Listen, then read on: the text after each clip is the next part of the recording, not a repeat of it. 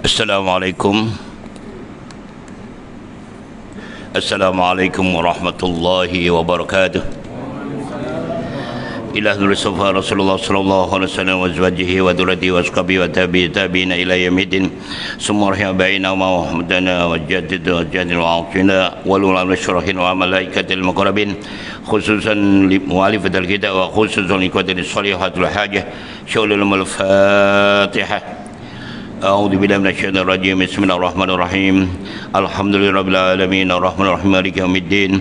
Iyyaka na'budu wa iyyaka nasta'in ihdinas siratal mustaqim.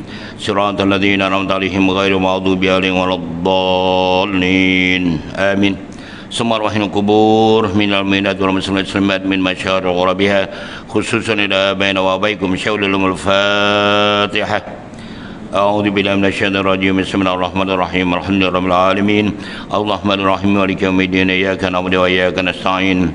Ihdinas siratal mustaqim. Siratal ladzina an'amta 'alaihim ghairil maghdubi 'alaihim waladdallin. Amin.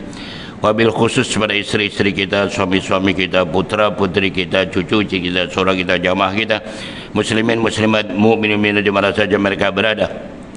Semoga imunya hajat dimahkamah ta'ala, imunya masalah diselesaikan oleh ta'ala, yang sakit diberikan kesabaran, ketabahan, kesembuhan oleh ta'ala, yang telah pun kembali ke rahmatullah diterima oleh ta'ala, dan semoga kita dijadikan keluarga yang sakinah, mawaddah, rahmah, putra-putri, cucu-cucu yang berguna bagi agama manusia, bangsa dan negara, yang berbakti kepada Allah dan Rasulnya, juga kepada kedua orang tuanya. Syaulul Fatihah. A'udzu billahi minasyaitonir rajim. Bismillahirrahmanirrahim. Alhamdulillahirabbil alamin. Arrahmanirrahim maliki yaumiddin. Iyyaka na'budu wa iyyaka nasta'in. Ihdinas siratal mustaqim. Siratal ladzina an'amta 'alaihim ghairil maghdubi 'alaihim waladdallin. Amin. Bismillahirrahmanirrahim. Rabbana shrah lana sudurana wa yassir lana umrana wa hlul 'uqdatam min lisani yafqahu radina billahi rabba wa bil islam dina wa bi Muhammadin nabiyyan wa rasula wa bil Qur'ani imama wa bil mu'minina wal mu'minati ikhwana bil ka'bati qiblata. Allahumma akrimna minka min al-fari ma akhrujna min ad-dhulumatil wahmi warzuqna fahman nabiyyin wa mursalin wa hamal malaikal muqarrabin ilahna maqsuduna warzuqna matlubuna atina muhabbatan wa ma'rifatak.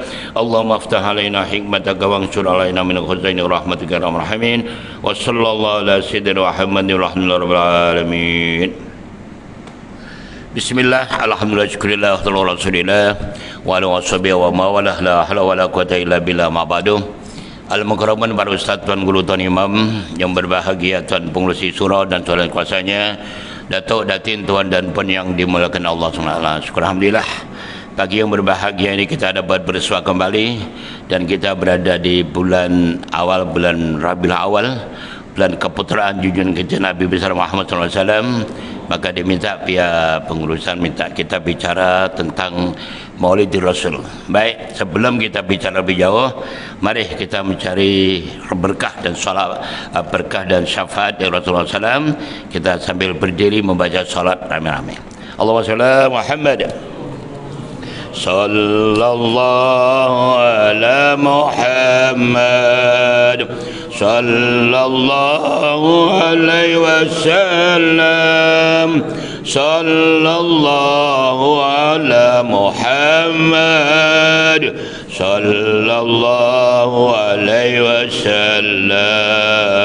Ya Nabi salam alaika, ya Rasul salam alaika, ya Habib salam alaika, salawatullah alaika, sallallahu ala Muhammad, sallallahu alaihi wasallam, sallallahu ala Muhammad, sallallahu alaihi wasallam.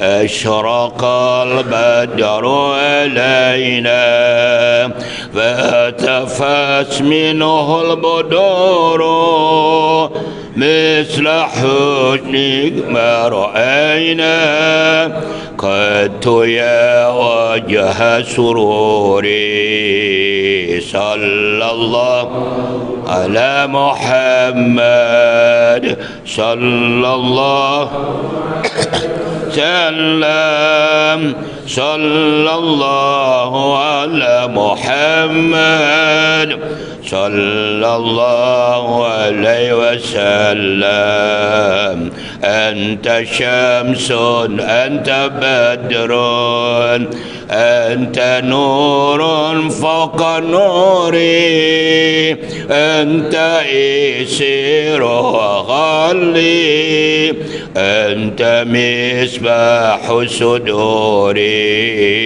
صلى الله على محمد صلى الله عليه وسلم صلى الله على محمد صلى الله عليه وسلم يا حبيبي يا محمد يا عروس الخافقين يا مؤيد يا ممجد يا إمام القبلتين صلى الله على محمد صلى الله عليه وسلم صلى الله على محمد صلى الله عليه وسلم اللهم صل وسلم وبارك عليه. Alhamdulillah, terima kasih. A'udzu billahi minasyaitonir rajim. Qala ta'ala fi kitabil karim. A'udzu billahi minasyaitonir rajim. Laqad kana lakum fi Rasulillahi uswatun hasanah liman kana yarjullaha wal yawmal akhir wa dzakarallaha katsira. Wa qala Rasulullah sallallahu alaihi wasallam, man ahabba sunnati faqad ahabbani wa man ahabbani kana ma'i fil jannah. Sadaqallahul azim wa sadaqal karim. Tuan-tuan yang dimuliakan Allah Ta'ala, alhamdulillah. Jadi berdasarkan firman Allah Ta'ala kita baca dalam muqaddimah tadi, kalau kita baca, kita terjemahkan dalam bahasa kita, artinya lebih kurang telah benar-benar ada pada diri Rasulullah SAW itu ada uswatun hasanah, suri teladan yang baik. Liman kana yarjullaha, bagi orang yang mengharap Allah SWT wal yaumal akhir, dan percaya dengan hari akhirat, wa dzakarallaha katsira, dan selalu ingat kepada Allah banyak-banyak. Jadi tuan sekalian, Allah sendiri yang menentukan, yang memberitahu kepada kita bahwa pada diri pribadi Rasulullah itu ada suri teladan yang baik. Tapi bagi siapa? Nah, ini persoalannya. Bagi siapa? Ayat selanjutnya yang menjawab.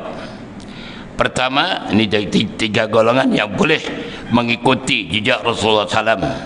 Pertama, liman kana yarjullah, yaitu orang yang mengharap Allah sebagai Tuhannya.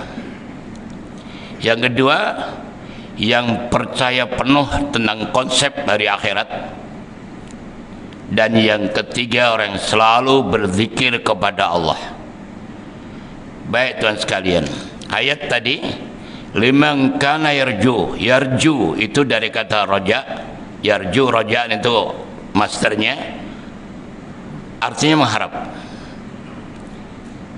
Jadi kalau kita rujuk pada kitab-kitab tasawuf, roja atau harap ini tuan-tuan berada di tengah-tengah daripada tiga perkara ayat yang mendahului dan tiga yang mengakhiri.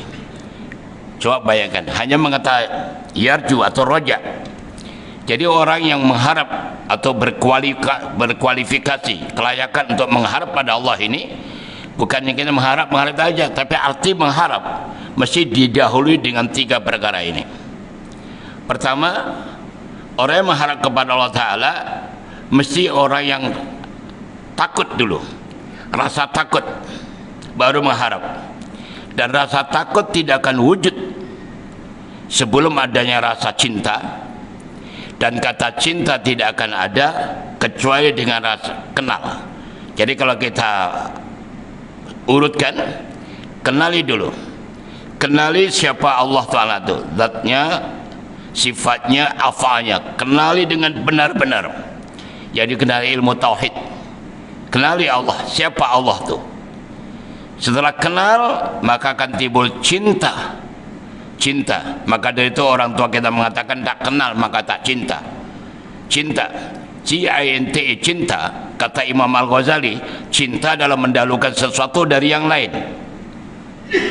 Jadi kalau tuan-tuan mengatakan cinta pada Allah, Allah first, Allah segala-galanya, baru yang lain.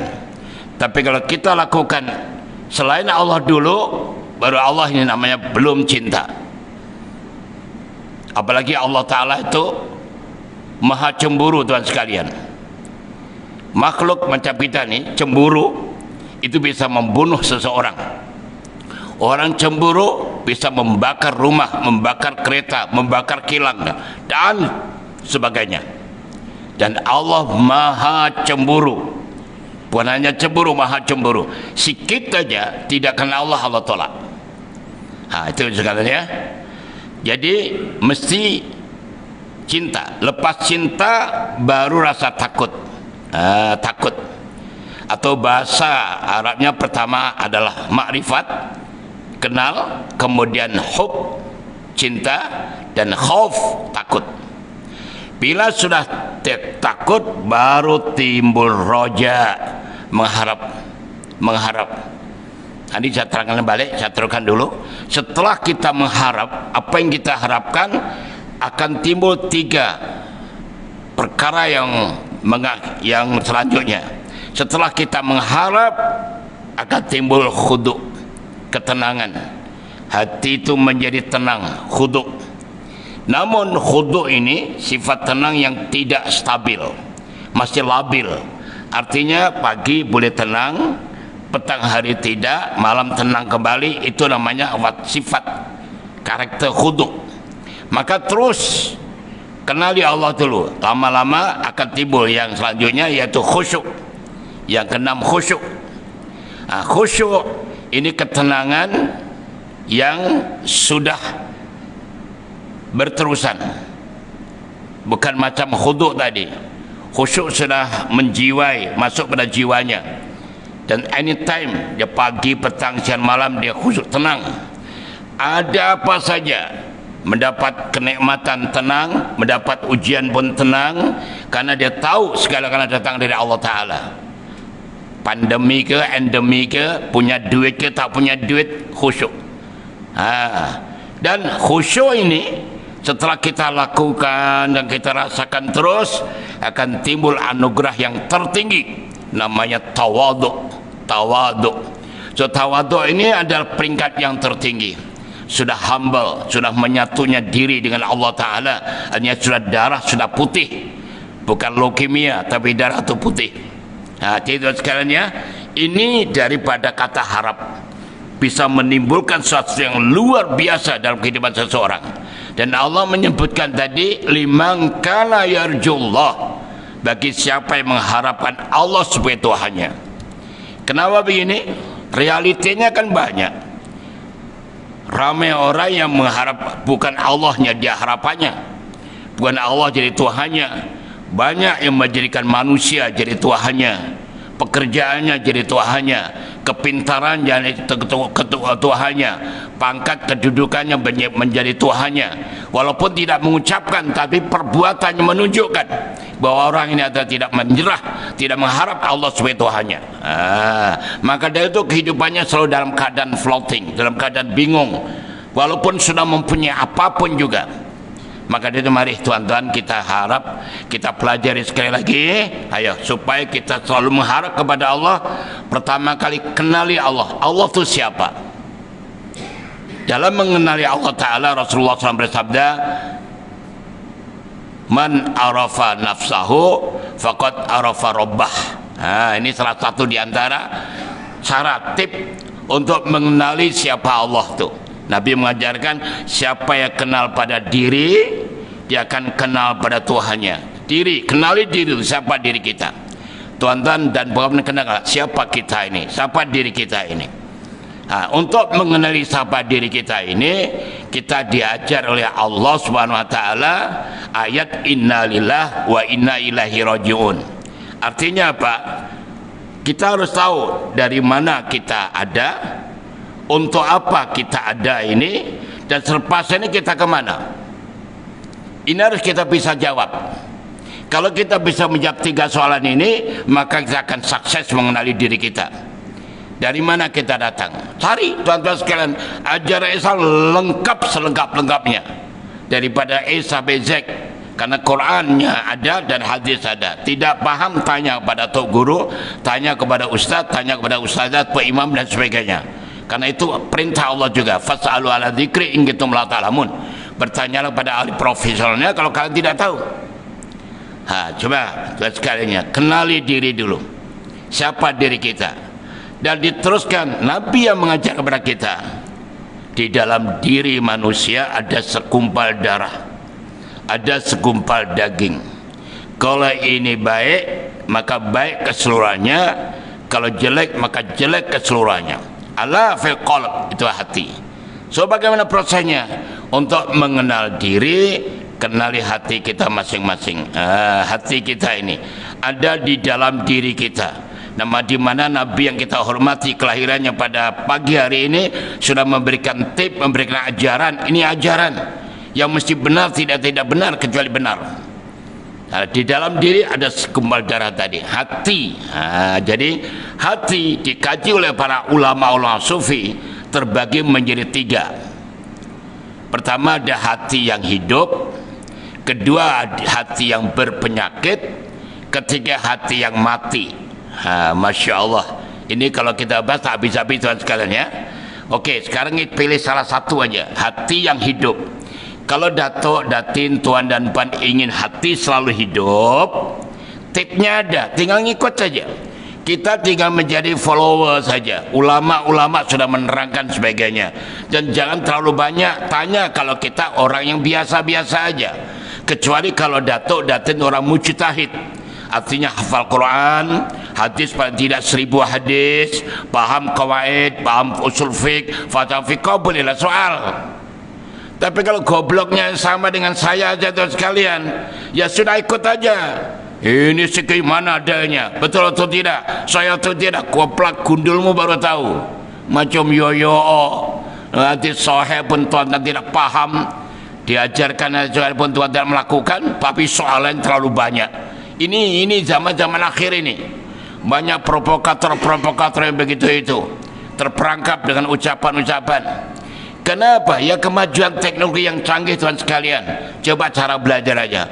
Dulu Imam Bukhari, Imam Muslim, Imam Ahmad, Tirmidzi, Baihaqi dan sebagainya, termasuk mazhab fiqh tu, Imam Hanafi, Imam Maliki, Imam Syafi'i, Imam Hambali. Mereka kalau mencari ilmu tuan, Masya Allah, bertahun berguru ke sana kemari, daripada Mesir pergi ke Irak, pergi kepada Syria, Syria ke Mekah, ke Madinah, terus mencari bertahun untuk mendapat hadis. Tapi sekarang kan mudah aja, di depan ada handset kan tuan, ada handset lengkap situ isinya. Buka Google, buka YouTube, sambil nongkrong di tandas, buka. Wah, belajar Quran, baca hadis, muntah mantuk, keluar dari tandas berdalil. Kalau Rasulullah SAW, macam yoyo. Bukan salah hadisnya, tapi salah belajarnya itu. Masa belajar hadis di tandas atau di atas katil dengan telanjang dan tidak menutup aurat sampai tidur membaca, tapi keluar daripada bilik petiti macam yoyo. Maka sekarang banyak orang pinter tapi keblinger, dokter keblinger karena kurang adab tuan sekalian. Ulama-ulama besar mencari itu bukan senang. Ya jajah diajak duduk begini apa susahnya, bukan main. Bukan mereka tidak dengar. Di masjid ada pengajian, di surau ada pengajian, tapi langsung dablek. Tapi kalau diajar ngomel. Nah ini perangai-perangai Khawarij tuan sekalian ya. Mudah-mudahan kita tidak termasuk golongannya demikian. Amin. Baik, kembali tuan sekalian. Okey, kalau dato datin tuan sekalian ingin hati yang hidup, ini para ulama mengajarkan lakukan salah satu di antara 5 amalan ini. Ini 5-5-nya ini bisa membawa hati hidup. Bila hati hidup, kita kenal kepada diri, akhirnya kenal kepada Allah. Bila saya kenal kepada Allah, akan timbul rasa cinta, kemudian takut kalau tidak terima Allah, dan timbul mengharap. Ini yang kita mau. Apa 5 amalan itu?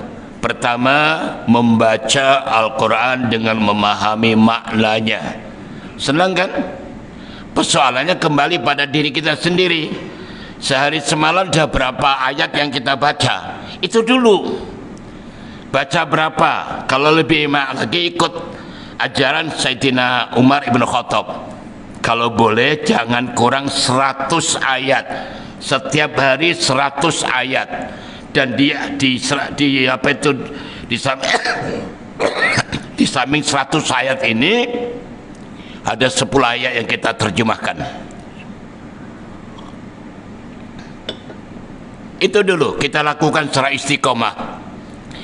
Tentang timingnya sesuai dengan dato, sesuai dengan datin tuan dan mbak sekalian, apa yang paling sesuai bagi kita, karena setiap kita mempunyai keberbedaan masa yang lapang, pagi ke, petang ke, siang ke, malam, up to you. Yang penting 100 ayat, bahkan 100 ayat ini boleh cash atau installment, up to you lah, yang penting usahakan. Itu teknik-teknik itu boleh dilakukan bagaimanapun caranya, karena setiap kita berbeda. Okey, ya, pokoknya 100 ayat kita baca dan 10 kita terjemahkan. Hati akan hidup tuan-tuan, Masya Allah, hidup. Ya, tenang kan? Hati menjadi hidup. Baik. Yang kedua, kalau tuan-tuan mungkin susah sempat membaca Quran agak tidak, ada cara kedua, qiyamul lail, solat malam, qiyamul lail. Dan itu harus mewujudkan, mengaplikasikan dalam kehidupan rumah tangga. Kalau dato tuan-tuan menjadi presiden rumah tangga yang punya decision maker pada keluarganya, ya atur dong. Untuk kita suami istri ya tiap malam. Untuk putra putri kita, maklumlah mereka sekolah. Oke, kita pilih seminggu 2 kali, Sabtu dan Ahad. Tapi pastikan jangan dibiarkan, soalnya sudah terbukti kalau anak kita biarkan saja, padahal anak kita sudah masuk university dah, tapi tak ngerti tahajud. Bukan salah dia. Anak itu kalau dilatih dari kecil, dia tidak akan malas, karena tidak ada latihan, tidak ada pelatihan. Ya begitulah. Maka dari itu kita harus setback, harus melihat kembali apa kita ada betul atau belum mentarbiah mereka. Nah, sebab buktinya ada, anak kita ada university pun tidak rajin karena tidak biasa. Kalau sudah biasa, walaupun nanti pergi ke luar negeri atau dalam negeri tapi sudah keluar daripada rumah, jadi sekarang kita hantarkan anak cucu pergi ke university, insya Allah di sana nanti akan bisa bangun. Dia akan kenal apa ajaran bapak ibunya atau atok dan neneknya, dia akan kenal. Ya Allah, alhamdulillah saya diajar gitu, bisa. Gitulah. Tapi kalau tidak pernah diperkenalkan, apalagi di kampus nanti ketemu dengan orang yang aduh lagi kurang ajar lah, ngam itu nanti kacau, akhirnya kita yang sedih, kita yang menangis. Jangan itu tuan sekalian ya. Coba kita latih tahajud, karena ini salah satu di antara menghidupkan hati. Baik. Yang ketiga, suhbatus solihin, bersahabat dengan orang-orang soleh. Orang-orang soleh, alhamdulillah kita bergaul dengan orang masjid, orang surau, orang ahli jamaah, baca tahlil, baca yasin, marhaban, macam kita ini marhaban. Kalau di Johor tuan sekalian, mulai tanggal 1 sampai 12 ada marhaban, ada dibaya atau barzanji, mengulang kaji sejarah Rasulullah SAW, kan begitu. Alhamdulillah. Ini tuan sekalian berkumpul dengan ulama luar biasa. Tapi yang boleh jadikan sahabat, Allah sendiri yang mengajar kepada Nabi Daud alaihissalam. Hai Daud, artinya lebih kurang, hai Daud, bertemanlah atau bersahabatlah orang yang secara ucapan dan perbuatan membuat dekat kepadaku. ucapan dan perbuatan. Jadi ucapannya mesti dekat padaku, kata Allah, dan begitu juga perbuatannya. Maknanya kalau datuk-datuk yang sekalian bergaul dengan orang yang mulutnya dan perbuatannya tidak dekat pada Allah, lebih baik ucapkan bye-bye. Itu bahaya tuan-tuan sekalian. Walaupun kita sudah tua-tui, apalagi masih muda-mudi. Oke, kita cepat sedikit. Kalau soalnya sudah biasa kita sebutkan. Yang keempat, sering-sering berpuasa sunnah. Puasa sunnah itu bisa mendongkrak, bisa memberikan satu motivasi yang tinggi pada kehidupan kita. Karena orang sedang puasa, setidak-tidaknya akan terkuras emosinya atau nafsunya. Itu puasa. Dan kita jarang Rasulullah SAW senang saja ambil hari puasa Isnin, Kamis, dan Yaumul Bid. Itu pun terserah. Yang terbaik dalam satu bulan itu 11 hari. Kenapa? 4 Isnin, 3 Yaumul Bid, 4 Kamis. Itu the best of the best. Tapi sekali lagi kan kita berbeda. Kita hidupannya berbeda, kesibukan berbeda. Oke, kalau 4-3-4 tidak mampu, jangan tidak melakukan. Kita modify 3-2-3. Belum mampu Ustaz, kurangi lagi 2-1-2. Belum mampu lagi, oke, kurangi lagi 1-0-1. Tak mampu lagi, kurang lagi 1-0-0 atau 0-1-0 atau 0-0-1. Kalau tak mampu, kita tidak jauh dari sektor 21. Daftar aja masuk sana. Geram betul untuk blek dibele. Nah, ini contohnya puasa. Dan terakhir, zikrullah, zikir pada Allah yang banyak-banyak. Oke tuan ya, ini poin pertama untuk bagaimana kita mengenali diri, akhirnya kenal kepada Allah Ta'ala. Setelah kenal, confirm akan timbul cinta. Cinta itu mendahulukan satu dari yang lain. Dan kita diajar oleh Rasulullah SAW, kalau kita betul-betul paham iman pada Allah, maka Allah dan Rasulnya lebih dicintai dari segala-galanya, termasuk dirinya sendiri. Kita belajar Allah dan Rasulnya didahulukan dari segala-galanya. Dan kemudian akan timbul takut. Takut gimana? Takut kalau amalan kita tidak diterima oleh Allah. Takut kalau kita ini akan terpleset dan sebagainya. Rasa itu mesti ada. Takut atau bahasa cintanya cemburu. Nah, dah. Lepas itu baru tuan-tuan akan timbul mengharap. Mengharap dan mengharap dan mengharap. Dan setelah mengharap akan timbul ketenangan, khusyuk dan tawaduk. Nah, ini pertama disebut liman kana yarjullaha. Orang ini yang boleh mengikuti jejak Rasulullah SAW. Wal yaumil akhir. Yang kedua, orang yang percaya dengan konsep hari akhirat. Nah, hari akhirat tuan sekalian, hari yang masih rahasia daripada Allah Ta'ala, masalah gaib, kita mesti percaya hari akhirat. Cuman saya petik daripada ucapan Sayyidina Hasan Al-Basri, tuan-tuan, di sana hari akhirat itu matlamat kita di akhirat itu supaya kita masuk surga, kan begitu, masuk surga. Jadi tuan-tuan diajarkan di sini ciri-ciri orang ahli surga. Nah, hebat kan? Sebelum kita masuk surga sudah diajar oleh ulama. Hasan Al-Basri itu tuan sekalian min akabri tabi'in, jadi orang yang waliullah daripada pembesar tabi'in, luar biasa, muridnya banyak sekali dan ulama besar ya. Beliau mengajarkan ciri-ciri orang ahli surga. Orang yang percaya hari akhirat ingin nawaitunya untuk mendapatkan surga dari Allah SWT. Dan sebelum kita masuk surga diajar ada tanda-tanda, ada indikator, ada indikasi orang-orang surga itu bagaimana. Beliau mengambil ciri orang surga itu ada 6. Nah, enakan ya Tuhan, dan kita tinggal lakukan ini aja dulu. Orang ahli surga itu cirinya ada 6. Pertama, wajahnya selalu bercahaya, wajahnya ceria. Bagaimana? Nanti kita bahas. Saya sebutkan satu persatu dulu. Yang kedua, perkataannya penuh dengan hikmah, bicaranya penuh dengan santun, penuh dengan hikmah yang membawa keberkatan dunia dan akhirat.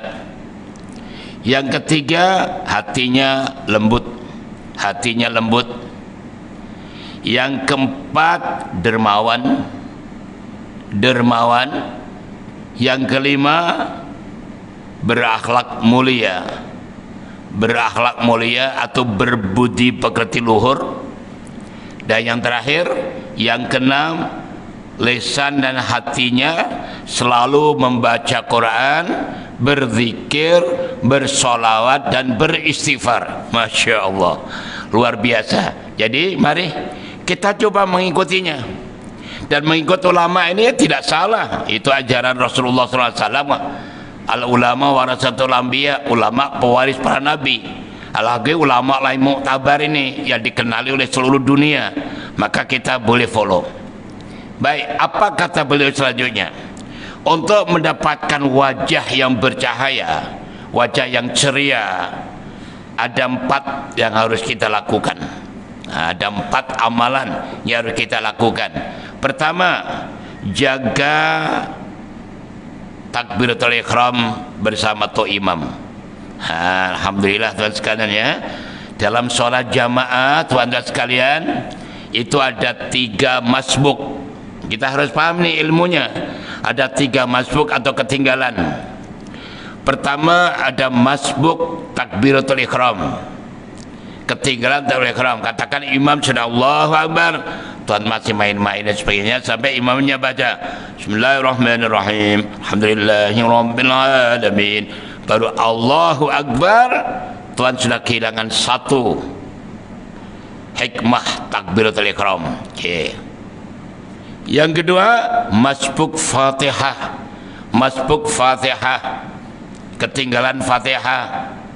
Imam sudah tahu waladhdallin amin, baca surah, kita baru Allahu Akbar. Itu masbuk Fatihah namanya. Ketinggalan 2 hikmah. Dan yang ketiga, masbuk rokaat. Ya ini jelaslah ya, semua orang tahu tuh. Rakaat pertama sudah habis, baru datang rakaat kedua. Itu masbuk rokaat. Jadi yang di sini dimaui oleh Al Hasan Al Basri, jangan ketinggalan takbiratul ihram. Tahniah pada datuk, datin, dan sekalian yang selalu jamaah dengan tu imam mulai subuh, zuhur, asar, maghrib, isya.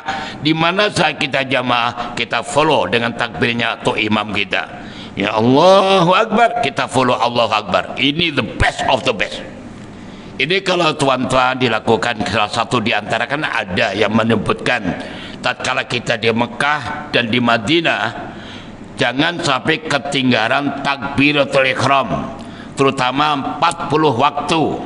40 waktu itu adalah diperlukan 8 hari berturut-turut. Di Mekah 8 hari, di Madinah 8 hari. Insya Allah kita bebas daripada sifat hipokrit, bebas daripada siksa kubur. Nah, ini fadilah mendapatkan takbiratul ihram selama 40 waktu di Mekah dan Madinah. Oke, insya Allah para ulama, kalau kita belum sempat pergi Mekah Madinah dan kedudukan kita di kampung masing-masing macam ini, coba kita lakukan juga 40 waktu. So 8 hari tuan-tuan usahakan, kira dari katakan dari hari ini tadi, alhamdulillah kita kira, karena kita tadi tidak terlambat takbiratul ihram Pak Imam. Oke, hari ini nanti duhur, asar, maghrib, isya juga begitu, sampai 8 hari berturut-turut. 8 hari berturut-turut 40 waktu insya Allah. Lain tuan-tuan ya, itu untuk mendapatkan wajah ceria, wajah yang cemerlang. Itu pertama. Yang kedua, jaga sholat tahajudnya. Kembali tahajud lagi, karena tahajud di satu-satunya sholat sunnah yang disebut Allah Ta'ala. Dan waktu tahajud Allah sedang turun ke langit dunia, sedang mencemar duli, bukan saja memantau, bukan hanya melihat kita, tapi menawarkan 3 perkara penting, 3 perkara yang sangat dominan yang diperlukan oleh setiap manusia. Masya Allah, Allah menawarkan 3 tawaran. Hai, artinya lebih kurang, hambaku, siapa yang minta kepadaku mesti aku kabulkan. Siapa yang minta ampun, aku mesti ampunkan. Dan siapa ada hajat, aku akan beri. Coba bayangkan, tiap pagi kita curhat, kita serahkan diri pada Allah Ta'ala. Jadi orang yang sudah menyerahkan perkaranya, menyampaikan isi hatinya kepada yang diharapkan boleh menolong segala-galanya, pasti hidupnya tenang, rileks, enjoy dan santai. Kenapa kita ini sudah ngomong kepada Yang Maha Kuasa? Sedangkan Tuhan manusia saja, kita punya bos. Hari-hari kita pagi datang kepada beliau menyampaikan isi hati apa yang kita perlukan. Dan bos kita tadi mengatakan, oke, Pak Haji, Ibu, jangan bimbang, segala yang kau perlukan saya akan tanggung semuanya. Oh, gembiranya bukan main tuan-tuan. Padahal bos kita tadi belum tentu Islam, mungkin Tionghoa atau mungkin India, nah, kita gitu. Tapi jaminan apa yang kita perlukan disanggupi, wah sudah luar biasa. Proposal kita diterima, wah luar biasa. Itu baru manusia, padahal mereka juga mati seperti kita. Ini Allah tuan-tuan. Allah maha segala-galanya, dan tiap pagi kita curhat. Nah ini rahasia kenapa wajahnya ceria, wajahnya cemerlang, karena itu. Yang ketiga, jaga wudhu. Alhamdulillah, tanya pada datin yang selalu berwudhu, ya, wudhu. Jangan lupa, ini sudah kita sering sebutkan, wudhu itu amalan para anbiya, amalan para aulia. Batal wudhu, batal wudhu, batal wudhu. Walaupun kita tidak akan sholat, masuk di bilair wudhu sekali. Istri kita, putri kita yang tiap bulan ada datang bulan, ada menstruasi, ada period, wudhu boleh. Yang tak boleh sholat. Nah, kita mesti ajarkan wudhu itu adalah sunnah. Waktu kita membasuh muka, membasuh tangan, kepala, kaki bersama dengan gugurnya air, bersama itulah gugurnya dosa-dosa kita. Ya Bu ya, jadi Ibu boleh wudhu, ajarkan putri-putri kita juga wudhu. Bapak-bapak, ya jangan salah, jangan terkeliru. Ada ustadz sekalipun mengatakan mana boleh hanya di hadas besar wudhu, tak boleh. Jangan, itu omong kosong. Boleh wudhu, yang tak boleh sholat. Oke, alhamdulillah, biasakan begitu. Bahkan mohon maaf ibu-ibu ya, kalau waktu memandikan putrinya atau cucunya, anaknya masih kecil itu, coba ditutup dengan wudhu, walaupun dia tak paham, kita latih dengan wudhu. Dan itunya biar dibersihkan, dijaga oleh iblis laknatullah. Jelaskan ya.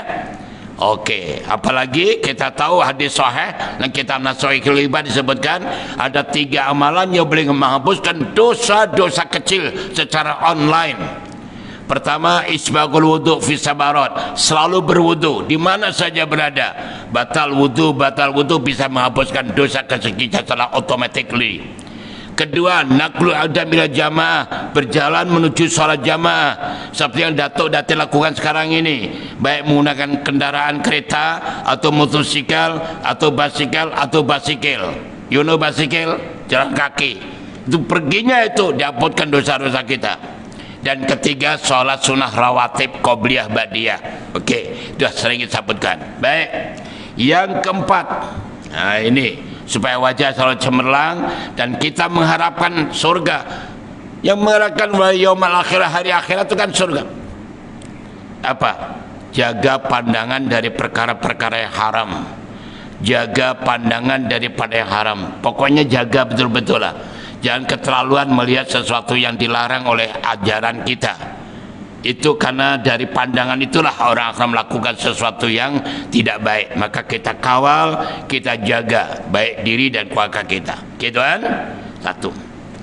Yang kedua, bagaimana untuk mendapatkan perkataan yang hikmah, perkataan yang selalu baik. Nah, diajarkan di sini. Jadi sekali lagi kita tinggal bismillahirrahmanirrahim, follow. Pertama, sering-sering membaca Al-Quran. Jadi tuan sekalian, alhamdulillah, syabas dan tahniah kepada tuan dan tuan sekalian selalu membaca Al-Quran. Masih ingat tuan, membaca Quran ada 2 cara. Pertama bin nazar, ambil Al-Quran kita baca, bismillahirrahmanirrahim, yasin wal Quranil hakim, sadaqallahu azim. Itu bin nazar. Yang kedua bil hifzi, dengan hafalan. Bila dengan hafalan, Datuk Datin kan boleh bebas dengan duduk, dengan baring, dengan berjalan, dengan drive kereta atau apapun jenis kendaraan. Kita dari rumah nak pergi office, dari office balik ke rumah, dalam perjalanan membaca Al-Quran. Masya Allah, luar biasa. Dan ganjarannya dahsyat tuan sekalian. Kalau kita baca dalam sholat, baik sholat sendiri atau sholat jamaah, sunnah ke wajib 1 huruf 100 kali ganda.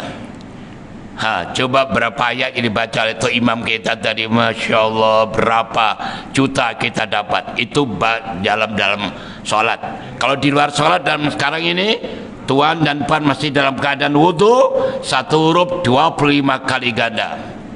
Dan nanti katakan batal, balik ke rumah, kita baca Quran, boleh tuan sekalian, 1 huruf 10 kali ganda, so tidak ada ruginya. Inilah Al-Quran.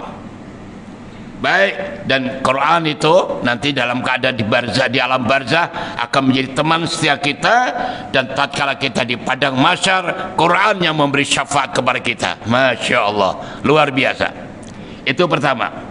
Yang kedua, cara untuk wajah untuk perkataan hikmah, yaitu selalu berusaha mengagungkan, membesarkan Allah.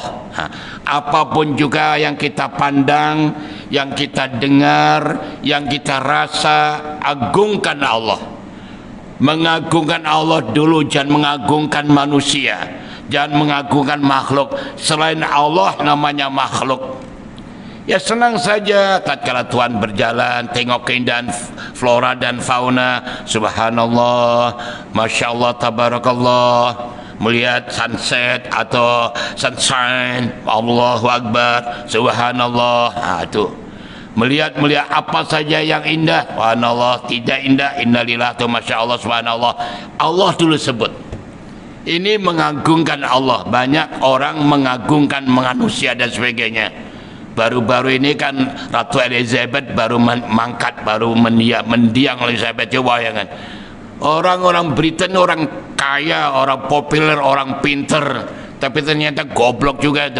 Orang yang mati dikiring ke sana kemari, konon supaya rakyatnya melihat apa dalam keranda, dalam kereta, wow, pamitan kepada rakyatnya kan. Ini kan goblok itu, tapi itu realitinya.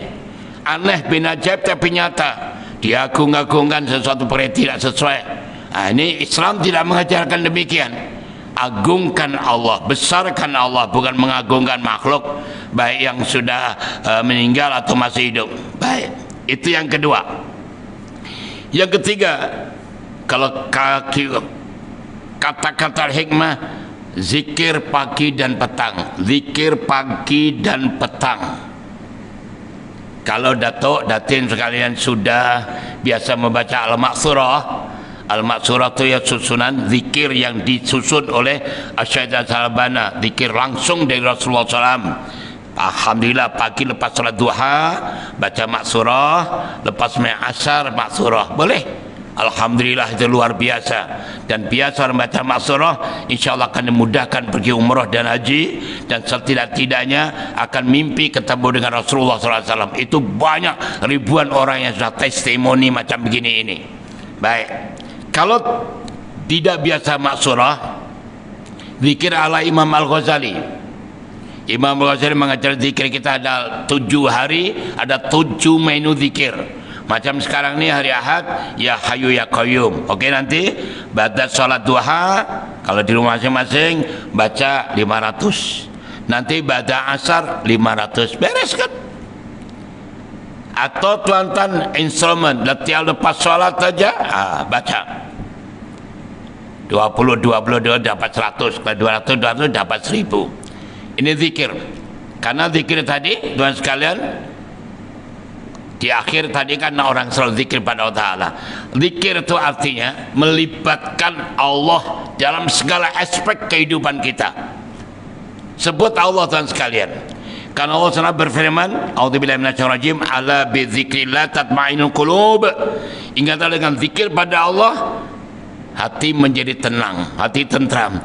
Ini bukan hanya kita sebut Allah tuan sekalian. Artinya apa? Selalu mengingati Allah, selalu melibatkan Allah terhadap kehidupan kita. Allah dulu, apa-apa Allah dulu. Macam tadi pagi kan, tuan begitu bangun tidur, baca ayat kursi dulu, atau baca subhanallah, apa itu Allahu la ilaha illallah, ayat kursi, subhanallah alhamdulillah ayat, silakan itu. Terus setelah baca ayat istighfar, doa pada kedua orang tua, okey, angkat kedua tangan dan berbicara kepada Allah, ya Allah, Aku tidak pernah tahu akan apa yang berlaku besok pagi untuk diri saya dan untuk keluarga saya, cucu cicit saya, sama ada rahmat atau azab. Namun ya Allah, izinkanlah, limpahkan rahmat-Mu ya Allah, hindarkan azab-Mu. Ini akan membawa hidup kita tenang, Tuhan dan sekalian. Kita selalu banyak memikirkan perkara-perkara yang remeh-temeh ini. Begitu bangun tidur, nak masak apa, nak makan apa, nak beli apa, nak kerja apa ni? Macam tak kenal siapa pun, tak kenal Allah saja. Allah dulu tuan-tuan, latihlah ini, kita latih terus melibatkan Allah, beres tuan sekalian. Kalau kita melibatkan Allah tahu hidup tenang. Seperti Rasulullah SAW dan sekalian, rujuk dan kita al-hikam. Beliau selalu berdoa pada Allah, ya Allah, jangan serahkan pekerjaan sekecil apapun kepadaku ya Allah. Walaupun sekelip mata saya tidak mampu ya Allah, tolong kami ya Allah, tolong saya ya Allah. Ini Rasul kita, seorang Nabi, seorang Rasul, utusan Allah, dijamin masuk surga, tapi selalu melibatkan Allah dengan mengatakan tadi, jangan berikan urusan sekelip mata pun kepadaku ya Allah, aku tidak mampu, tolong ya Allah. Ini kita ini ngade-ngade jadi pengurus ini, pengarah ini, pengarah, semua diterima, akhirnya koruptor, penipu dan pembohong. Waliyadzubillah, na'udzubillah min dzalik. Tamaknya bukan main. Allah. Kita ya. Oke, kita teruskan. Dan yang keempat atau terakhir, tidak suka berbohong. Jangan berbohong tuan-tuan. Sudahlah, kebohongan tu dengan apapun juga lambat atau cepat akan ketahuan. Tak usah berbohong, tidak ada gunanya tuan sekalian. Karena Allah SWT tidak bisa dibohongi. Manusia boleh, saya boleh bohong pada Dato' Datin dan Tuan, dan bisa bohong pada saya anytime. Tapi jangan kepada Allah, nanti kecundang tuan sekalian, ya.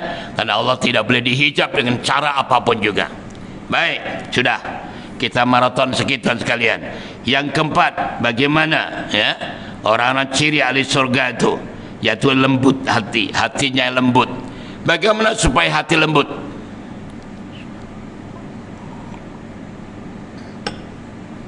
Supaya hati lembut juga ada 4 dicadangkan oleh Al-Alamah Hasan Al-Basri. Pertama, sering-seringlah duduk di majlis taklim. Macam ni tanya pada datuk-datuk sekalian, sering duduk di majlis taklim, itu hati menjadi lembut. Karena makanan hati ini tuan-tuan adalah nasihat, makanan hati adalah zikir, makanan hati adalah ilmu macam ini nih. Tenang tuan-tuan, Masya Allah. Dan makanan hati itu kekal abadi, tidak seperti makanan jasmani. Tiap-tiap hari kita makanan di depan sana disediakan, alhamdulillah, lontongnya dengan nasi lemaknya, dengan bermacam-macam makanan. Tapi begitu makan nanti duhur pergi tandas habis. Tapi tuan duduk di masjid taklim ini, minta maaf cakap, walaupun sudah 100 tahun, klaim pada malaikat, malaikat, 2 Oktober 2002 di surah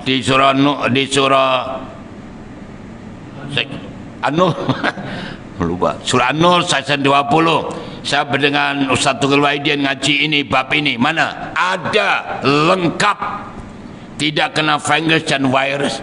Cara duduk tuan, pakaian tuan, gaya tuan, semua lengkap. Itulah pengaruh makanan hati. Nah ini memang ini, dan Allah yang melihat hati kita, bukan melihat anggota badan kita, jasmani kita, pakaian kita, no, hati kita. Alhamdulillah. Jadi di sini diajarkan sering duduk di masjid taklim, Masya Allah, luar biasa. Dan masjid taklim ini tuan-tuan, subhanallah, ini hadis sahih riwayat Ibnu Majah. Menghadiri majlis taklim itu lebih baik dari sunah 1000 rakaat, yang kita tidak akan pernah mampu sholat sunat 1000 rakaat. Semalam kebetulan saya kuliah duhanya tuan sekalian itu di Saujana Utama, Masya Allah, di Jabatun Jalan U10 tuh, jam total. Ada apa nih hari-hari itu, ada jam total, ada apa? Oh, dengar-dengar Pak Sen dengan hari ulang tahun ulang tahun Paksen, wah banyak tawaran. Ya Allah Tuhan, dan sampai jam tahu-tahu hanya beli beras yang harganya turun 5 ringgit saja, dan itu sudah mau expired 2 minggu. Atau beli apa-apa juga sanggup queue, dan nanti packing juga susah. Kalau packing jauh, berjalan jauh, dan waktu beli gede itu bukan free of charge, bayar Tuhan sekalian. Sanggup. Ini ditawarkan masuk surau, datang ke pengajian, nilainya lebih baik dari sunat 1000 rakaat, free of charge, selepas ngaji ada sarapan. Enggak mau, sontoloyo. Ya Allah ya Karim, kenapa nih tuan-tuan? Nah, dikatakan goblok tuh sarjana, orang berpendidikan, tapi nyatanya kenapa begini? Ini harus dirubah mentality nih tuan-tuan, mindset dirubah lah. Masalah perut tuh anytime lah tuan-tuan, mana-mana ada. Jangan sampai, Masya Allah, luar biasa. Oke, ini contoh lah tuan-tuan. Jadi tolong, bukan saja kita lebih baik duduk di masjid ini lebih baik dari salat sunat 1000 rakaat, tapi didoakan oleh jutaan malaikat tuan-tuan. Datuk Datin boleh dikira datangnya tuh. Coba malaikatnya duduk ini. Ini semua malaikat mendoakan kita. Ya Allah, maafkannya belajar, maafkannya mengajar, ampunkan dosa-dosanya, sehingga keluar dari surau ini 1 langkah bebas dari dosa. Masya Allah, luar biasa. Oke. Yang kedua, supaya kita hati lembut, sering duduk di majlis-majlis zikrullah, sholawat. Kalau ada majlis tadkirah apa itu, majlis istighosah, masjid salat sunnah, atau majlis-majlis yang diajarkan oleh ibu-ibu, bapak-bapak kala itu, ada majlis tahlil, ada majlis sholawat. Ini bagus sekali tuan sekalian. Dan yang ketiga, yaitu selalu ringan tangan, ringan kaki untuk membantu, berkhidmat kepada kebaikan, berkhidmat satu kebaikan.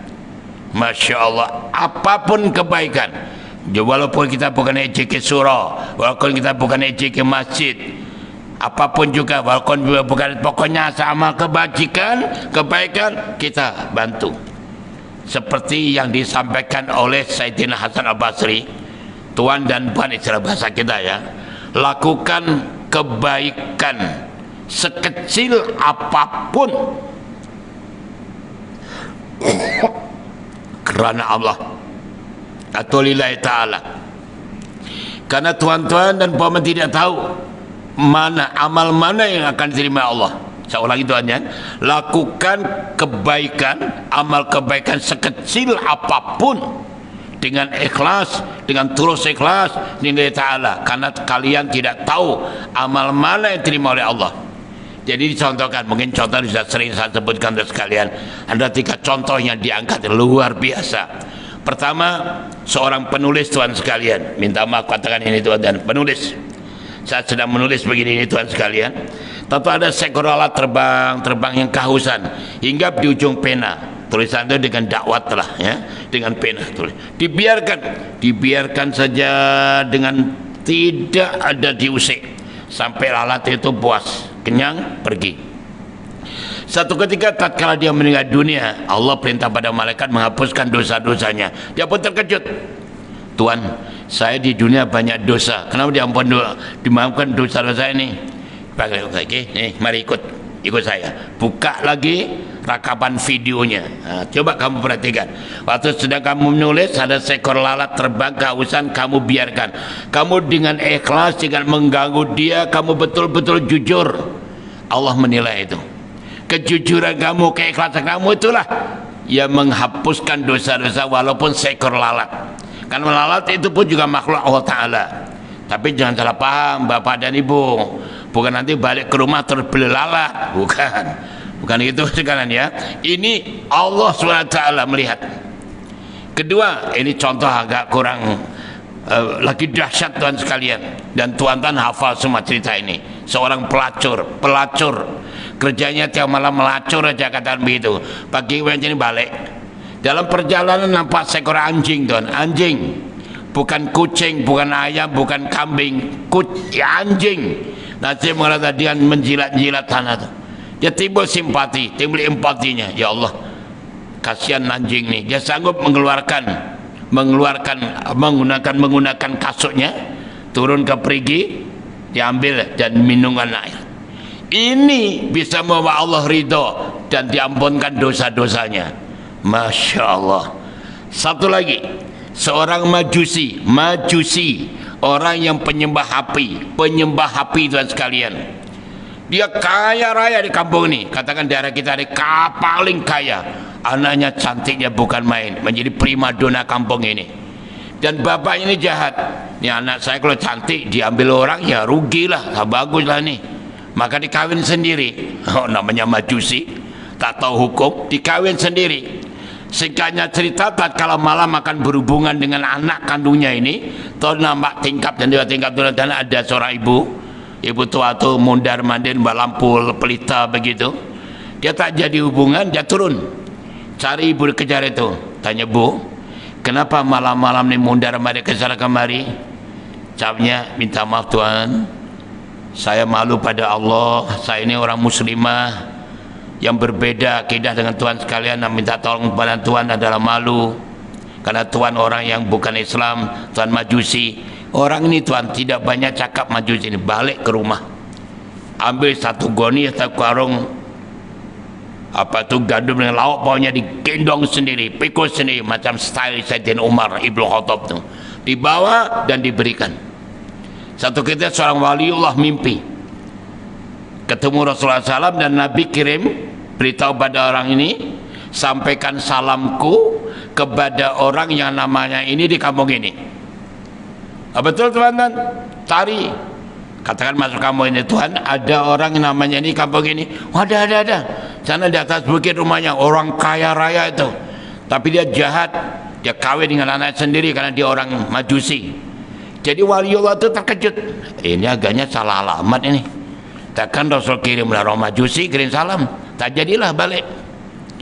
Malahnya mimpi sampai 3 malam berturut-turut, perintahnya sama, jadi yakin, oh confirm orang itu betul. Bila datang orang yang majusinya terkejut, Tuhan kenapa datang ke rumah saya? Gini Tuhan ceritanya, sebetulnya bukan hari ini, saya sudah 3 hari yang lalu datang sini untuk menyampaikan salam daripada Rasulullah SAW kepada Tuhan. Tapi saya tanya-tanya pada kampung ini, Tuhan adalah orang bukan Islam, majusi. Oh gini nih. Saya satu ketika, saya ini kawin dengan anak kandung sendiri. Ya cerita tadi lah, saya akan berhubungan tuh, nampak ibu tua bawa pelita tuh, saya turun. Saya cari, ternyata dia seorang ibu muslimah yang dalam keadaan menderita, anak-anaknya dalam kelaparan, kehausan dan beberapa hari. Saya terus bantu dia, saya pikul sendiri, saya bawa sendiri, saya berikan. Dan malam itu Tuhan, tak ada satupun yang tahu, hanya saya dengan ibu itu. Tapi kenapa Rasulmu tahu? Kenapa Nabimu tahu? Ini luar biasa. Maka itu saksikan sekarang Tuhan, saya mengucapkan 2 kalimat syahadat untuk masuk Islam. Coba bayangkan moral dari cerita ini. Coba, yang satu penulis yang banyak kesalahan, banyak jahat, Allah ampunkan. Satu lagi pelacur, yang satu bukan Islam pula, tapi karena dia mengamalkan satu sikap yang menjadi sifat Allah Ta'ala, penyayang, pengasih, dengan betul-betul ikhlas karena Allah, Allah bisa rubah sekelip mata saja dari kafir menjadi muslim. Gitu dong, ini harus kita pahami. Tapi sejarah yang lain, ini cerita betul hadis sahih, rujuk dari kitab Tambil Ghafilin. Sayyidina Abi Hurairah sampai pingsan 3 kali. Kenapa? Karena di situ hadis itu jelas menunjukkan, pertama dikira yang akan dicampak ke neraka ada 4 golongan. Kepala di bawah, kaki di atas, jeret campak. Pertama alim ulama, kedua ahli baca Quran, ketiga mati syahid, keempat dermawan. Bayangkan sekalian. Tapi kenapa? Karena tidak ikhlas, karena tidak lillahi ta'ala. Ini unsur lillahi ta'ala yang kita harus pahami betul-betul. Jadi gitulah Tuhan sekalian, beramallah sekecil apapun, yang penting karena Allah. Oke Tuhan. Yang terakhir, yang keempat, hindari berdebat walaupun benar. Kurangkan berdebatlah tuan-tuan. walaupun benar, karena mujadilah atau berdebat itu satu hal tidak baik. Kalau dua kitab ayat walad yang sudah hatamkan itu tuan-tuan, berdebat itu hanya menjadi pertengkaran, akhirnya permusuhan, dan menjadi tidak harmoni dalam kehidupan. Maksudnya apa? Macam tadi kita sebutkan, tahlil didebat, ini mana dalilnya, ini haram, ini bid'ah, baca Yasin bid'ah, ini angkat tangan bid'ah, berdiri rame-rame bid'ah, asik itu aja. Orang dah maju sampai ke bulan, ini masih jangan masalah tahlil, masalah Yasin. Tolonglah tuan sekalian, di negara kita ini sudah jelas gamblang enceto welo-welo. Ulama-ulama datang negara kita ini di ASEAN khususnya, ulama yang berpahaman Ahlussunnah wal Jamaah, apalagi di negara kita ditentukan bermadzhab Imam Syafi'i. Macam di Indonesia tuan sekalian begitulah. Tapi sekarang alhamdulillah Indonesia ini ada grup tuan sekalian, nama disebut Pendekar Aswaja. Aswaja itu ahli sunnah wal jamaah. Dia memburu tiga golongan ini. Pertama Wahabi, kedua Syiah, ketiga adalah orang-orang sekulerisme atau orang pluralisme begitu.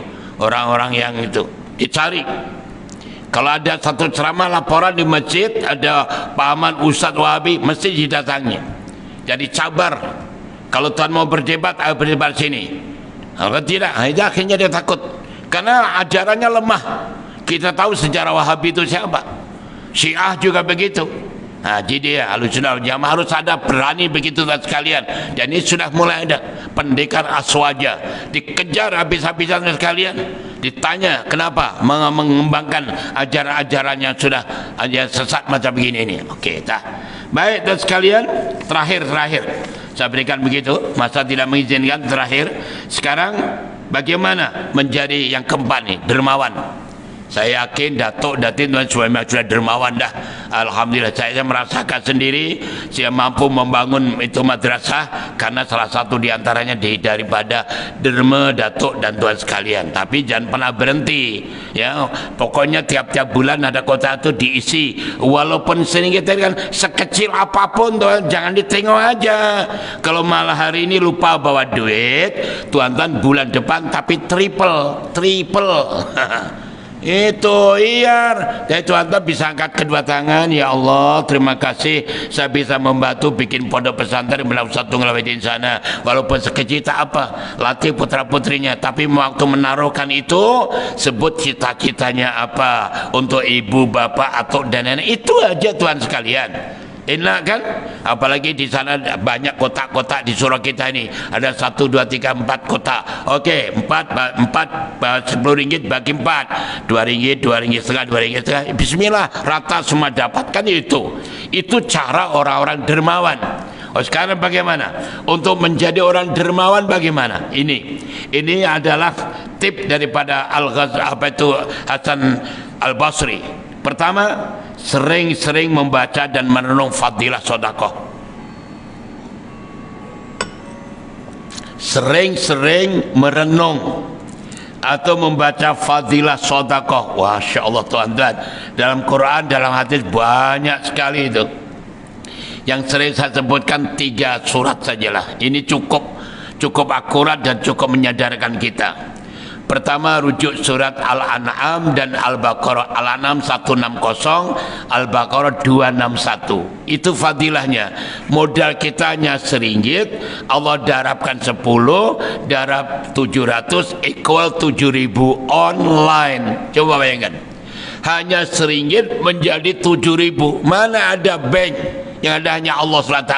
Dan itu online tuan sekalian, milik tuan sendiri, tidak akan hilang selama-lamanya. Kalau nanti tuan keluar di rumah sana, ganti kedai, ganti tukar. Tapi kalau waktu berikan di surau, di masjid, di madrasah atau kota macam itu, milik kita selama-lamanya. Ini fadilah.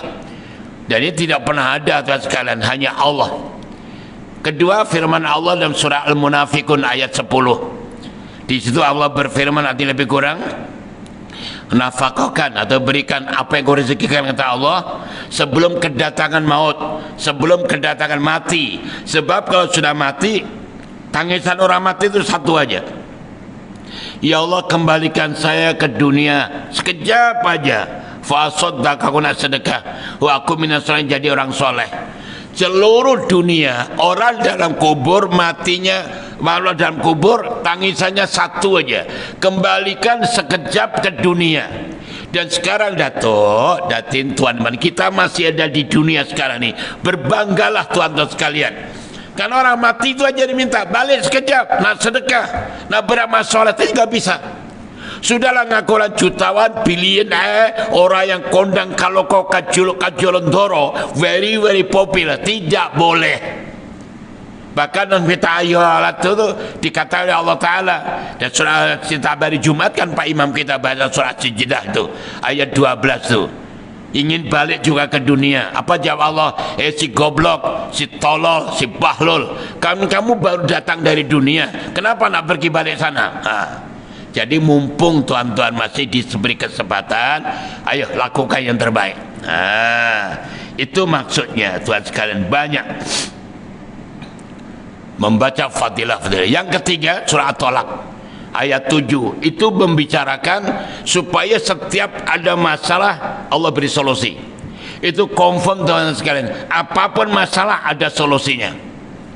Karena mana ayat itu menyebutkan begini, ketika kita diuji oleh Allah, disempitkan rezeki kita, apa perintah Allah? Sedekahlah, sedekahlah. Bab sedekah semampu anda, Allah tidak memaksa.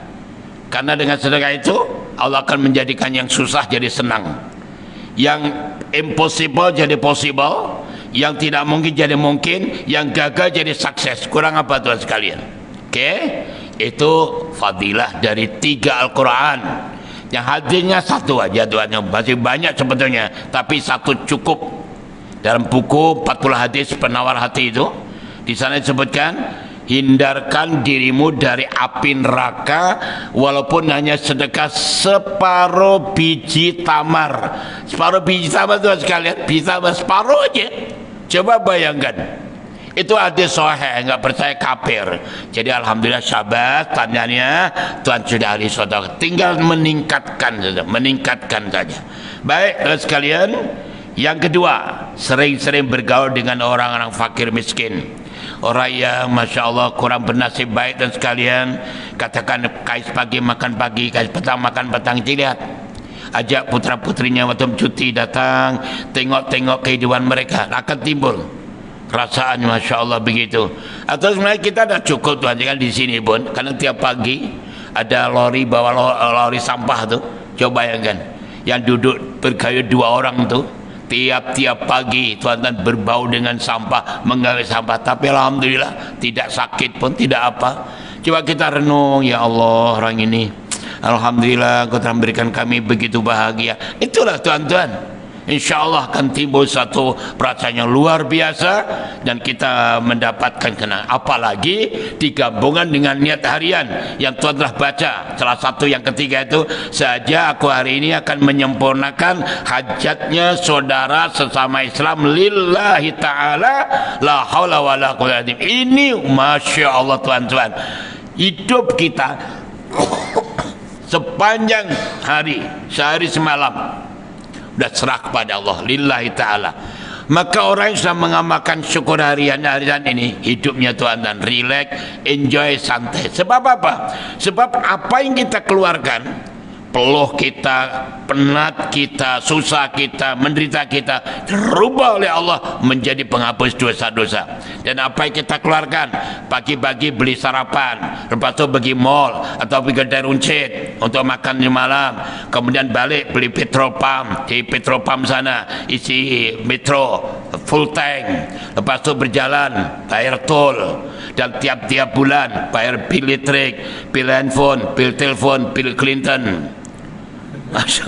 Masya Allah. Dan kemudian tiap kita tidak ada yang tidak terlepas dari hutang dalam bank. Untuk beli rumah kan bayar, beli kereta bayar, ini semua bayar, tapi bernuansa sodakoh, bernuansa ibadah. Coba bayangkan, maka hidupnya tidak pernah merasa kehilangan. Apa yang keluar kembali, karena faktor niat ini tuan-tuan dirubah. Karena niat lillahi ta'ala itu merubah segala-galanya.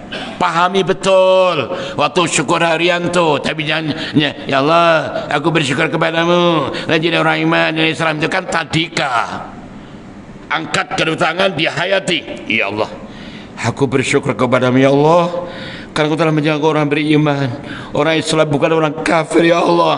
Dirasakan saja aku hari ini tidak akan zalim, tidak akan menyempurnakan. Coba dihayati. Wallahi dahsyat tuan-tuan. Itu lakukan dengan serius, ajar kepada putra-putri juga serius, bukan main-main. Karena Allah yang berfirman, Ana inda dhoni adebi, aku ini tersasar hambaku, hambaku serius, aku juga serius, hambaku main-main juga main-main. So dalam berdoa pun jangan main-main dong, yang serius. Allah juga serius, itu maksudnya. Ustaz dah fakon doa ni tapi lah memang doanya main-main. Kalau jadi malaikat tu tak kaplok juga tu. Main-main ya ini enggak dong. Setelah angkat Pak Imam tiap pagi atau duhur angkat Bismillahirrahmanirrahim. Ya Allah, kami bersyukur ini selama yang saya edarkan pada bulannya lepaskan. Ya Allah, saya bersyukur kemenang Kau menjadikan saya orang beriman, menjadikan aku orang beriman. Aku ni ganti kami. Ya Allah, kami bersyukur kepadamu kerana telah menjadikan kami orang Islam. Tiap-tiap lepas sholat subuh atau maghrib, karena silakan tuh, tapi dibaca dong. Jasa serius yang mereka mengaminkan, Tuhan membaca sendiri. Baru betul ini ajaran tuan-tuan, bukan seruan, ajaran. Sumbernya Quran, sumbernya hadis sahih dan Qurannya jelas. Jadi tolong ya, yang belum serius dong ya. Ajarkan teman-teman yang belum mendapatkan itu. Baik. Yang ketiga tuan-tuan, menanamkan sifat qanaah ini. Sifat qanaah, terima apa adanya. Kita bekerja pagi, petang malam sampai berhasil, malah petang tutup, close seremoni, dapat 500. Alhamdulillah ya Allah, ini Engkau rezeki yang Kau bagi pada saya hari ini, berkuasa ini. Okey, besok kerja lagi kuat, dapat 1000. Alhamdulillah. Kerja kuat, dapat 100 saja. Alhamdulillah ya Allah, ini rezeki kami. Kerja tak dapat apa-apa, masih alhamdulillah, masih bisa makan ya Allah, masih belum minum, masih ketemu putra-putri. Wah, ini yang ada syukur saja. Ini yang membuat kita jadi dermawan. Jangan pernah ragu-ragu. Gitu kan? Terakhir, tanamkan juga keyakinan kepada jiwa kita bahwa kalau saya ahli dermawan pun bukan akan jadi orang miskin. Dan kalau saya tidak dermawan, lokek, bakhil, kedekut, cetil, bedidil, titewil, tidak jadi orang kaya pun. Tidak. Coba. Okey, yakinkan bahwa Allah SWT menjaga segala-galanya. Okey tuan sekalian, ini baru 2 ni tak jelas sekalian. Pertama, 5 kali Rasulullah mengharap Allah sebagai Tuhannya dan percaya hari akhirat. Nah, hari akhirat saya pilihkan ciri orang-orang surga. Wa dzakarallahu katsiran, dan orang-orang yang selalu mengingat kepada Allah banyak-banyak, zikir kepada Allah banyak-banyak tuan-tuan sekalian. Ya, kalau kata saya Imam Ghazali 1000 lah, itu ukuran normal. 1000 kali pagi, petang, malam, up to you. Zikir itu sekali lagi melibatkan Allah kepada kehidupan kita. Yakinlah tuan-tuan, libatkan Allah semua. Tapi alhamdulillah dengan niat harian tadi kita kan tutup lillahi ta'ala, la haula wa la quwata illa billah. Itu yang bawa dahsyat tuan sekalian.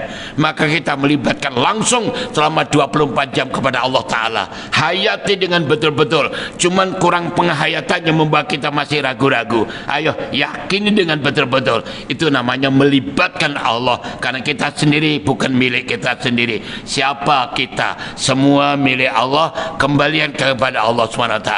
Oke tuan sekalian, mengakhiri kuliah ini 5 menit saja saya bacakan. Saya dari kitab ini tapi sudah belajar membaca yang lain jadi tertinggal. Saya bacakan saja ini. Dalam kitab Nashaikhul Ibad, jumhur ulama berpendapat ada 5 kemuliaan Rasulullah sallallahu alaihi wasallam. Coba ini saja. Ini karena sempurna Maulid Rasul, kita lihat. Disebut ini kitabnya Nashaikhul Ibad oleh Ibnu Hajar Asqalani. Kelima kemuliaan Rasulullah. Pertama, dalam hal nama. Kedua, dalam hal tubuh badan. Ketiga, dalam hal pemberian. Dan keempat, dalam hal kesalahan. Serta yang terakhir, dalam hal ridho. Saya betulkan satu persatu dari sekalian, ya. hal nama ini maksudnya Allah SWT memuliakan nama Nabi.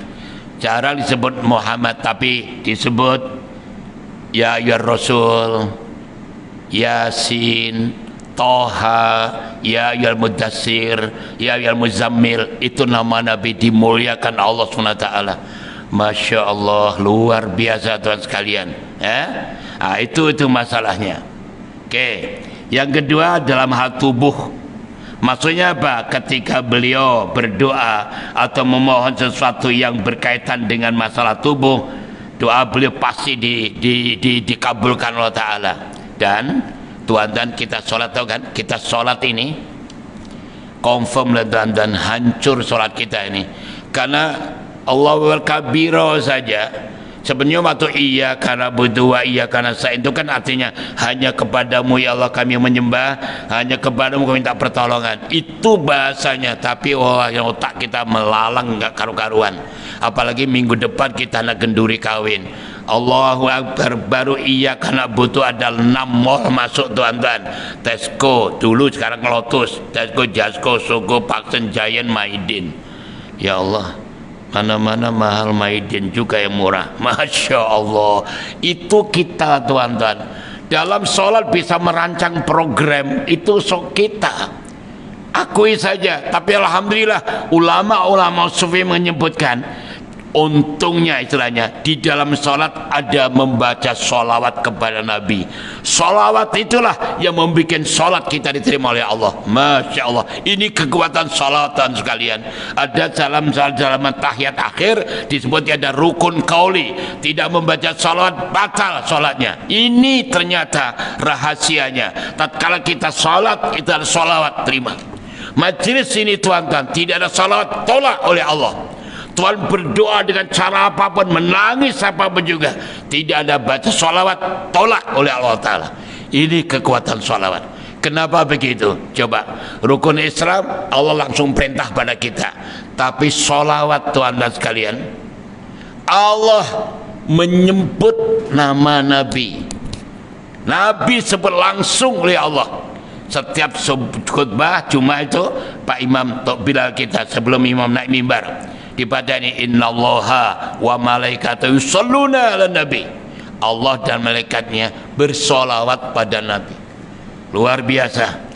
Kita sekalian, itu dalam tubuh. Kemudian dalam masalah pemberian, ya Allah ya Karim, maksudnya adalah Allah Ta'ala memberikan sesuatu kepada baginda meskipun tanpa ada permintaan lebih. Ya Allah, luar biasa Tuhan sekalian. Nabi itu ya salah satu pemberian mukjizatnya. Ada kisah sedikit ya, 5 menit lagi ya. Ada dalam kitab Tulisan Syikin diceritakan kisah Raja Habib bin Malik. Ini diprovokasi oleh Abu Jahal, dipanggil, Tuan Raja datang, serbu Muhammad katanya. Beliau datang bawa 12.000 askar tuan-tuan. Tapi sebelum masuk Mekah, panggil dulu. Siapa Muhammad itu? Panggil dia. Duduk, tentu bersama dengan Raja Habib dan Malik. Ditanya dulu sebelum itu, siapa Muhammad? Cerita banyak-banyak. Dan akhirnya, Muhammad, aku akan percaya pada kau utusan Allah kalau kamu bisa memberikan permintaan, 2 permintaan saya. Pertama kali, saya minta supaya bagaimana bulan berpetah jadi 2. 1 masuk dalam dalam jubah kamu sebelah kanan kiri, dan nanti sujud kepada kamu, percaya kamu, dan balik lagi ke langit berbentuk bulan lagi. Kalau bisa begitu, saya akan percaya pada engkau. Coba bayangkan. Abu Jahal, tepuk tangan tuan. Abu Jahal. Jadi Abu Jahal ini kisahnya gini. Ada seorang ulama mengajarkan tuan, tatkala kita menegakkan kebenaran, tatkala kita menegakkan kejujuran, terutama di Islam ini, kita tidak pernah terlepas dengan 4 abu nih. Ingat nih, 4 abu, pegang betul-betul di mana saja. Pertama Abu Bakar, kedua Abu Jahal, ketiga Abu Talib, keempat Abu Sufyan. Ini namanya, tapi karakter ini akan ada sejak dulu, kini, dan selamanya. Seperti Datuk Tuan ngaji aja mesti akan ketemu 4 abu ini. Apalagi tuan jadi pengurus surau, pengurus masjid, menegakkan kebenaran, mesti ketemu dengan 4 abu ini. Okey, saya sebutkan. Abu Bakar mentalitinya mempercayai penuh ajaran Rasulullah SAW. Apa yang katakan Nabi dari Isa bin Zaid benar belaka. Ada orang macam ni, penyokong tuan pengajian surah, sokong penuh mental Abu Bakar. Kedua ini mental Abu Jahal, semua tolak, tak ada yang benar, tolak semua. Ini gaya Abu Jahal. Jadi tuan yang terkejut kalau apa yang kita program semua ada mengira, menolak, tak suka, tak ini, biar itu perangnya Abu Jahal. Yang ketiga Abu Talib. Abu Talib itu Masya Allah penyokong, baik orangnya, sopan, apa program dia sokong, tapi tidak ada keyakinan, tidak meyakini kebenaran. Pak Cik Abu Talib itu bayangkan teruskan, ayah Sayyidina Ali membela Nabi, membela Nabi, mengkawinkan Nabi, apa boleh Nabi sokong, tapi tak kala akan meninggal dunia, Nabi di sampingnya mentalkin tuan-tuan untuk mengucapkan la ilaha illallah, Muhammad tak mau, asyik nahi saja. So mungkin ada teman kita yang kafir tuan-tuan, tapi dia sopan, menyokong kita, memberi bantuan, tak banyak cerewet, apa yang kita perlu coba, tapi sayang tidak berakidah. Ini ada jenis-jenis macam ni ada. Jangan main-main. Masya Allah akhlaknya luar biasa, menyokong kita, tapi itu tadi tidak berakidah. Ini Abu Talib. Dan yang terakhir Abu Sufyan. Abu Sufyan tu mula menentang tuan-tuan, ajaran tentang, tapi tatkala tengok kebenaran dia masuk Islam, penyokong sepenuhnya Islam. Ada orang macam ini. Jadi tolong setelah kita tahu begini, suatu tuan dalam berjuang tu relax, enjoy, santai. Ada Allah, ada Allah. Abu ni silakan tuan sekalian, yang abu ni silakan, tapi harus faham ini Rasulullah SAW sekalian, ya. Baik. Jadi raja ni tadi tuan sekalian tanya Muhammad, akhirnya datang Rasulullah SAW naik ke Jabal Qubais. Dulu Jabal Qubais cuma gunung, tapi sekarang jadi istana tu. Naik, solat sunnah 2 rakaat, mohon pada Allah. Tahu matahari itu terus tenggelam, jadi gelap. Bulan purnama turun, belah jadi 2. Dan Rasulullah SAW masuk ke jubahnya itu dan mengucapkan 2 kalimat syahadat di depan Rasul. Balik lagi ke langit, membentuk bulan lagi, lepas itu matahari terbit lagi. Wah, Masya Allah, itu mukjizat Nabi. Jarang kita dengar begitu itu. Tapi Abu Jahal jahat sekali. Yang kedua, Muhammad, kau tahu kan apa isi hatiku? Nabi bisa betul, ya. Engkau punya putri yang jatuh, kemudian lumpuh kedua tangan dan kakinya, dan matanya buta. Tapi sekarang atas izin Allah sudah sihat semua. Bayangkan sekalian, terus mengucap 2 kalimat syahadat. Mengucap 2 kalimat syahadat. Masya Allah, bersama dengan 12.000 askarnya. Itu lontongnya. Kalau pemimpin masuk Islam, anak banyak ikut semua itu. Yang mengejutkan, balik daripada tempat itu dijemput oleh putrinya dengan keadaan sehat walafiat dan mengucapkan asyhadu alla ilaha illallah wa asyhadu Rasulullah. Putriku, kamu sudah sehat, macam mana kau tahu ayat ini? Saya tahu, tatkala saya sakit tu ada mimpi seorang luar biasa, hebatnya, handsome-nya, gagahnya dan sebagainya, memberitahu pada saya bahwa bapak kamu sudah Islam, kamu Islamlah. Nanti kalau itu akan sembuh segala penyakit kamu. Betul? Saya mengucap 2 kalimat syahadat, sembuh seperti biasa. Itu mukjizat. Okey tuan sekalian, lebih insya-Allah akan datang kita banyak lagi, tapi itulah suasana yang harus kita syukuri karena kita menjadi umat Nabi Muhammad SAW dan Nabi yang luar biasa. Okey tuan, itu aja. Terima kasih. Mudah-mudahan apa yang kita pelajari memberi inspirasi yang terbaik bagi kita dan kita bisa merubah secara pelan-pelan, apalagi secara revolusi pada diri kita untuk lebih mendekat pada Allah Ta'ala. Jom Kita berdoa semoga diri kita, keluarga kita, masyarakat bangsa, negara kita aman, tentram, sejahtera, batatun, taibatan, warabun wafur, dan kita dijadikan keluarga yang sakinah, mawaddah, rahmah. Putra putri kita yang sedang masuk universiti, mudah-mudahan dikabulkan segala cita-citanya dan diberi keberkatan, di husnul khotimah, dijaga oleh Allah Ta'ala semua keluarga kita. Bismillahirrahmanirrahim. Rabbana zidna ilman nafi'a wa amalan shalihan maqbula wa rizqan halalan, dan Allah madkhilna mudkhala sidqin wa akhrijna muqata sidqin wa ja'al rasulana nasira bi rahmatil alamin. Ya Allah, ya Tuhan kami berterima kasih dan bersyukur kepada-Mu ya Allah, karena Engkau telah memilih kami duduk di Masjid Ta'lim di pagi yang berbahagia ini semata-mata mencari ridha-Mu ya Allah. Kami yakin seyakin-yakinnya apa yang telah kami lakukan di pagi yang berbahagia ini Engkau telah beri ganjaran yang banyak kepada kami. Oleh kami mohon kepada-Mu ya Allah, limpahkan ganjaran ini kepada keluarga kami, khususnya putra-putri dan cucu-cucu kami ya Allah. Semoga mereka menjadi putra-putri yang soleh dan solihah, berguna bagi agama, nusa, bangsa dan negara, manfaat fid din wal akhirah, berbakti kepada Allah dan Rasulnya, juga kepada orang tuanya. Rabbana taqabbal minna innaka antas samiul alim wa tub alaina innaka antat tawwabur rahim. Bi fadli rabbika rabbil izzati amma yasifun. Wassalamu alal alamin. Qabalallahu minkum wa hidayah. Assalamualaikum warahmatullahi wabarakatuh. Dan terus berdoa.